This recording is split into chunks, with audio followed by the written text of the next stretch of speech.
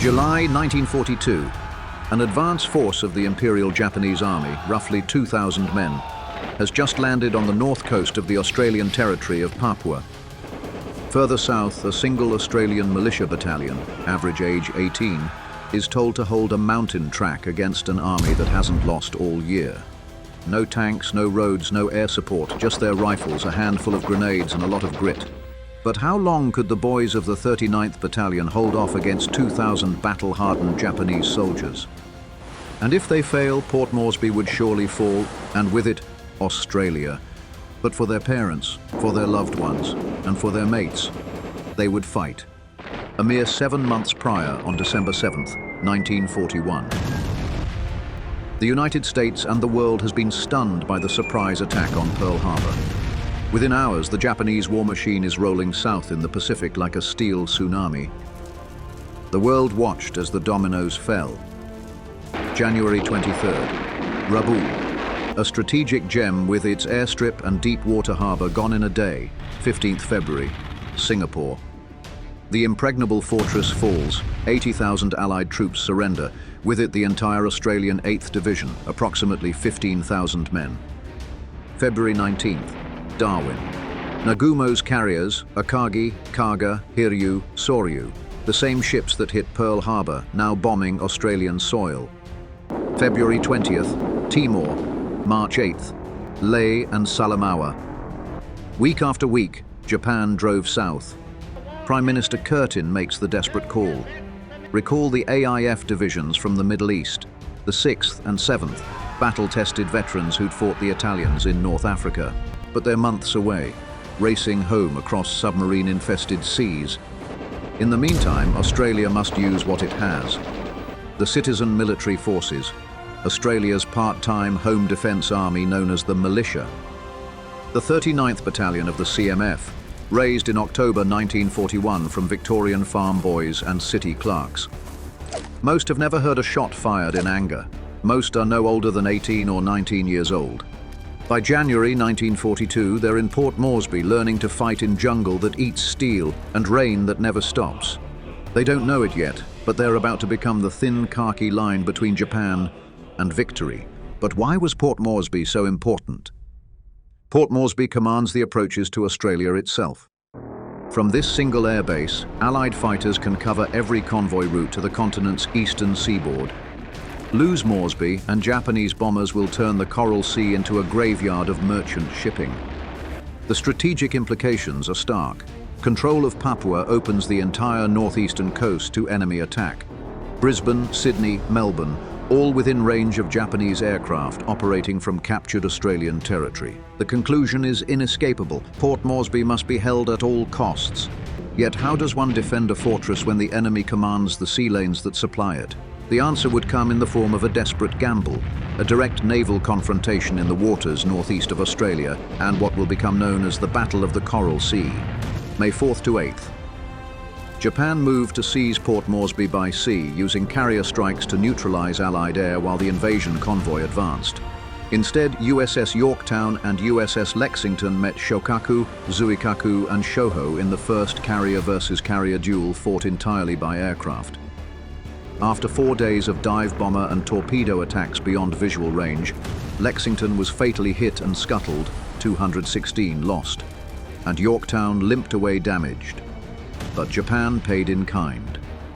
Shoho was sunk, Shokaku was heavily bombed and sidelined for months, and Zuikaku's seasoned air group was shattered. With carrier strength blunted and air losses heavy, the Port Moresby invasion convoy turned back to Rabaul, a strategic Allied success. But Tokyo isn't finished. If they can't take Moresby by sea, they'll take it by land. July 21st to 27th, Buna and Gona, Japanese landing craft grind onto Papua's north coast beaches. Major General Tomitaro Hori's South Seas Detachment splashes ashore, the 144th Infantry Regiment, engineers and artillery. These aren't garrison troops or second-line units. These are the soldiers who took Guam, who seized Rabaul, who've been winning since Pearl Harbor. The Japanese grand strategy for Papua unfolds in 2 phases. First, Hori's overland thrust march inland across the Owen Stanley Range, take Kokoda airstrip, push down the track to Port Moresby. 60 miles as the Crow flies through some of the most hostile terrain on Earth. Once the overland route was underway, Phase 2 seize the new Allied airfields at Milne Bay, control the eastern tip of Papua, and Port Moresby becomes indefensible, caught between Japanese forces advancing from two directions. But first, the track must fall, and standing directly in Hori's path, the Australian 39th Battalion. 400, mostly young men of 18 or 19 years, who had been called up for national service against an army that has never known defeat. They didn't know it then, but they're about to make history. 1 month earlier, in late June 1942, Lieutenant Colonel William Owen leads the 39th Battalion forward from Port Moresby, up the Kokoda track to block any possible Japanese overland advance. The orders are clear: defense in depth, delay in contact, withdrawal to prepared lines. Translation: slow them down. Make them pay for every ridge, every creek crossing, every bend in the track. Their objective: delay, deny, and trade space for time until the AIF arrived. The 39th isn't alone. The Papuan Infantry Battalion, local soldiers who know every spur and gully, moves with them as scouts and guides. Behind them come the fuzzy-wuzzy Angels, Papuan carriers who'll haul ammunition up impossible gradients, carry wounded men to safety through leeches and mud and tropical ulcers that never heal. Without them, the campaign ends before it begins. The tactics are born of necessity. Section built around a 303 Bren Mark I, Owen SMGs for close quarters battle in the scrub, Mills bombs for when the enemy gets too close, night patrols, ambushes at 30 meters, fighting withdrawals that turn every stream crossing into a killing ground. They're not trying to win battles, they're trying to buy time. But first, these teenage soldiers must face something no amount of basic training could prepare them for: contact with an enemy that has never been stopped, never been defeated, never retreated. The jungle is about to teach them lessons no drill manual contains. July 23rd to 24th. Awala. The Papuan Infantry Battalion makes first contact with the Japanese advance guard. Lieutenant John Chalk positions his patrol of 35 Papuan soldiers on a hill overlooking the track, 1,000 yards east of Awala. The Japanese mobile force, around 250 soldiers with bicycles, mortars, and machine guns, advances confidently through the morning mist. At 1550 hours, the PIB springs the ambush. Owen guns open fire from concealed positions. The Japanese, caught by surprise, suffer casualties but quickly respond with heavy machine guns and mortars. The superior firepower forces the PIB to withdraw, but the message is clear: the enemy can be hurt. This is only the beginning. The real test lies ahead at Kokoda village, where Lieutenant Colonel William Owen and the bulk of the 39th Battalion wait in positions that will determine the fate of Port Moresby. July 28th to 29th. Kokoda village. Japanese mortars pound Australian positions carved into the ridgeline.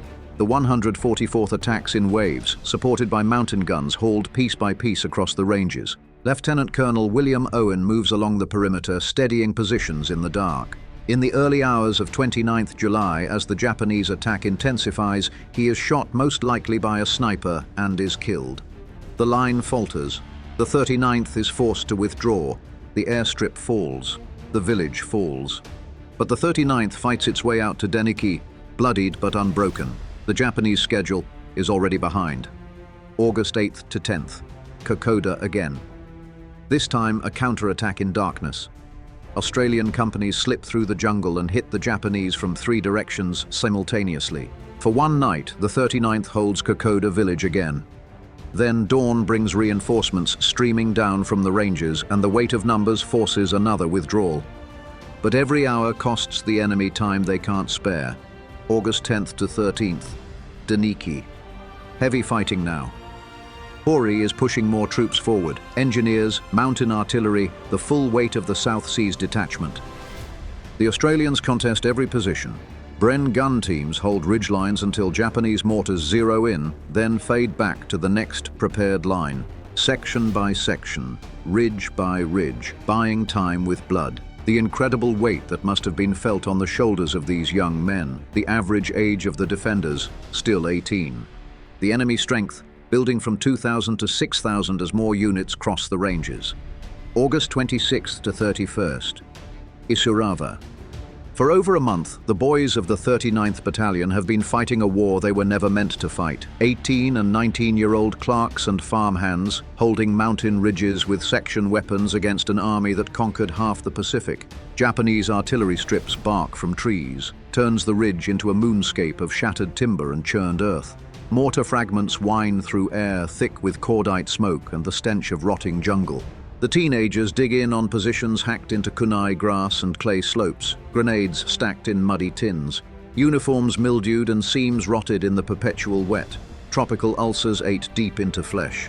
Malaria and dysentery tore through whole sections. Men shivered through stand to on quinine while the Bren covered the track. They haven't had proper rations for weeks. They drink from bomb craters and treat dysentery with aspirin. They carry wounded mates for miles through mud that swallows men whole, but they don't break. August 23rd. Brigadier Arnold Potts of the 21st Brigade AIF reaches Alola and assumes command. The first of the veteran reinforcements, men who fought so well in North Africa, are finally making their way up the track. August 26th. The 1st AIF boots join the line at Isurava, but this is still the 39th Battalion's fight. Still teenage militiamen holding the crucial positions while the professionals get into place. August 29th, the Japanese throw everything at one final assault. Machine gun teams work around the Australian flanks. The line starts to bend. These teenage militiamen have given everything, over a month of blood and mud and watching their mates die. Then Private Bruce Kingsbury of the 2nd 14th AIF, one of the veteran reinforcements, seizes a Bren gun and charges the Japanese positions, firing from the hip. The line stabilizes. Seconds later, a sniper's bullet drops him. August 23rd. Relief arrives. The balance finally begins to shift. The 2nd 14th and 2nd 16th Battalions from the 7th Division's 21st Brigade reach the Kokoda area. For the first time since July, the teenage militia of the 39th aren't fighting alone, but the respite is brief. August 26th. The Japanese resume their advance. After 2 weeks of relative quiet, the enemy comes again. Despite the arrival of professional reinforcements, the Australians are forced back step by bloody step. Eora Creek falls on August 30th. Templeton's Crossing on September 2nd. Ifoji 3 days later. The 39th Battalion, boys who've been fighting since July, are finally spent. Exhausted beyond measure, they're relieved and sent down the track to Koitaki to rest. 2 months of continuous combat. 2 months of holding impossible positions with section weapons and teenage determination. They've earned their rest. But the war isn't finished with them yet. September 17th, Imita Ridge. The 7th Division's 25th Brigade, including the 3rd Infantry Battalion and 2nd 1st Pioneer Battalion, reinforces the Australian line. Bitter fighting ensues, but the defenders are forced back to their final position, 30 kilometers from Port Moresby. The Japanese can see the lights of the town they've been fighting toward for 2 months. But on September 24th, something changes. The Japanese offensive finally stops, not because they've been defeated in battle, but because they've reached their limit. Supply lines stretched too thin, casualties too heavy, momentum finally broken. The enemy begins to withdraw. November 2nd, Kokoda retaken. The Australians reoccupy the place where it all began. The airstrip the 39th Battalion fought so gallantly to defend in July is back in Allied hands. After resting at Koitaki, the militia moved to Port Moresby in mid-October to prepare defensive positions at Pyramid Point.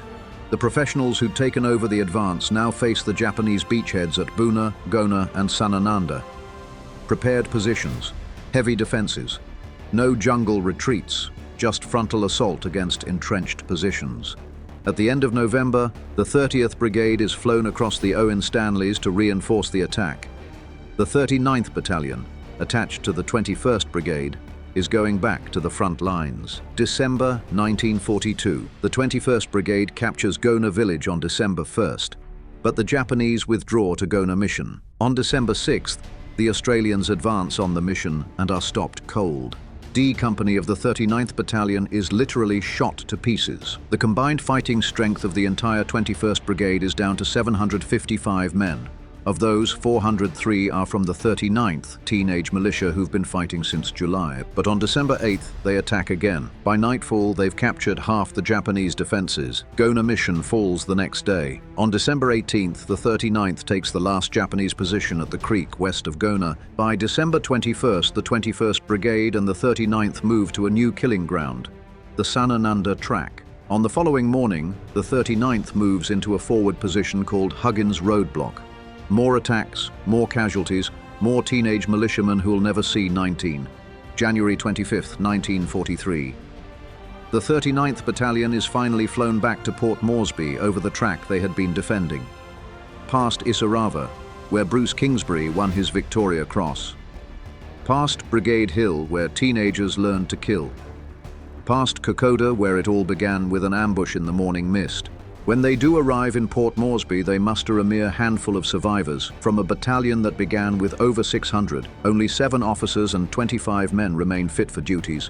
An incredible toll on our young men. They were told to delay the Japanese advance until relief arrived. They held ridges with Bren guns and Owen SMGs, with Mills bombs and bayonets, with mud-caked boots and helmets streaming with jungle rain. They held positions at ranges where you could see the enemy's faces before you killed them. They bought time. Precious time. Time for the veterans to arrive. Time for Milne Bay to be fortified. Time for Australia to remember how to fight back. The average age of the 39th Battalion at Isarava, 18 years old. These weren't professional soldiers. They were shop assistants and farmhands, mechanics and clerks, boys who'd been given rifles and told to hold the line. They held it because someone had to. They held it because if they didn't, no one else would. In Papua, 1942, a few hundred Australian teenagers did what no other Allied force had managed. They stopped the Japanese war machine cold. Not with superior numbers or better equipment or brilliant strategy. With section tactics and night patrols and that peculiar Australian ability to find something to laugh about even when the world is ending.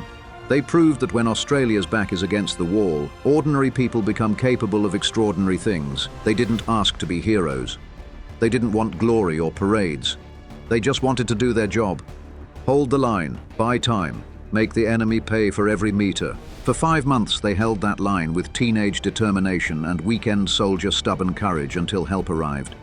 Remember their names, remember their faces. Remember that our freedom sometimes comes down to 18-year-olds with rifles who refuse to quit. The kids from the 39th Battalion held the line for their mates, for their loved ones, for their country. Heroes like these should never be forgotten.